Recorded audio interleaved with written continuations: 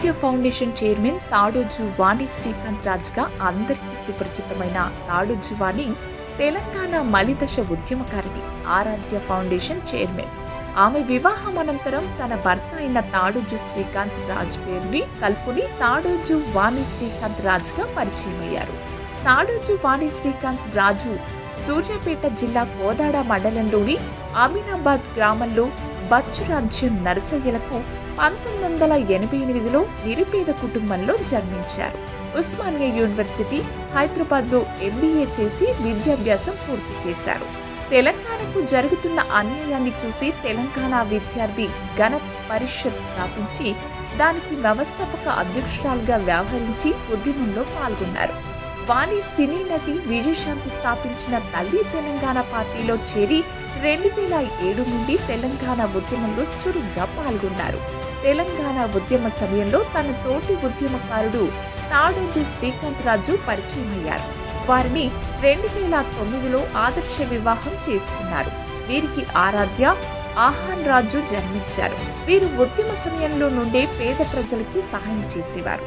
తాడోజు వాణి శ్రీకాంత్ రాజు ఎప్పటి నుండో సేవా కార్యక్రమాలు చేస్తూ 2022లో వీరి కూతురు ఆరాధ్య పేరుతో ఆరాధ్య ఫౌండేషన్ను స్థాపించి వీరి సేవా కార్యక్రమాలను కొనసాగిస్తున్నారు.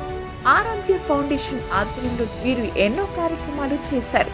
కరోనా సమయంలో ఇతర రాష్ట్రాల నుండి వలస వచ్చిన కూలీలకు 28 రోజులు నిత్యం అన్నదానం చేసి బస్ ఛార్జీలు ఇచ్చి వారి స్వస్థలాలకు క్షేమంగా పంపించారు. సుమారు 5,000 నిరుపేద కుటుంబాలకు ఆర్థిక సహాయాలు చేసి 8,000 మందికి 10 లక్షల పోస్టల్ ప్రమాద బీమాలు చేయించారు. సుమారు 2,000 పేద విద్యార్థులను చదివించారు.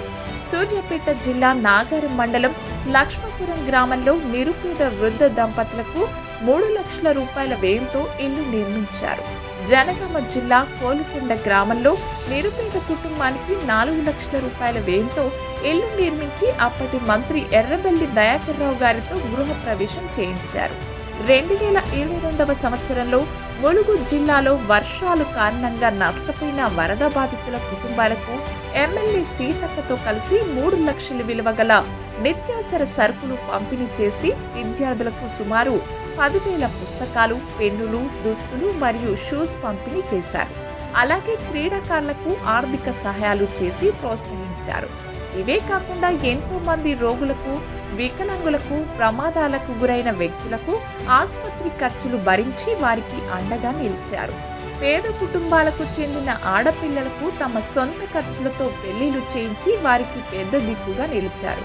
ఫ్లోరోసిస్ బాధిత గ్రామాల్లో వాటర్ ప్లాంట్ల నిర్మాణం, గ్రామీణ ప్రాంతాల్లో పోలీసులు మరియు గ్రామ ప్రజల విజ్ఞప్తి మేరకు సీసీ కెమెరాలను అమర్చడం చేశారు. పలు చోట్ల వివిధ దేవాలయాల నిర్మాణానికి పెద్ద ఎత్తున ఆర్థిక సహాయం చేశారు. కనుమరుగవుతున్న కళాకారులకి ఆర్థిక సహాయం చేసి ప్రోత్సహించారు.